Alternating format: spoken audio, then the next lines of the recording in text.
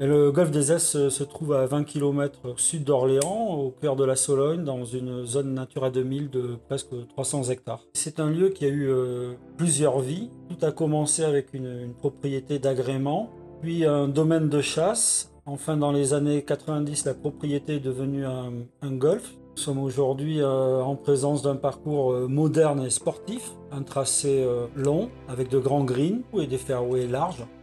Le terrain dans son ensemble est assez plat, mais là où le génie de Martin Autry opère, c'est qu'il arrive à créer du volume et un tracé stratégiquement intéressant pour tous les niveaux de jeu en respectant la Sologne et son biotope.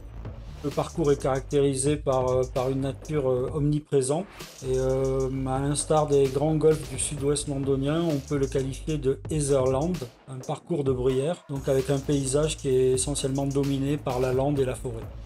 Avec ses 100 bunkers et ses zones à pénalité, le parcours est très varié. Il n'y a pas vraiment de trous signature à proprement dit, mais plutôt un ensemble de très beaux trous.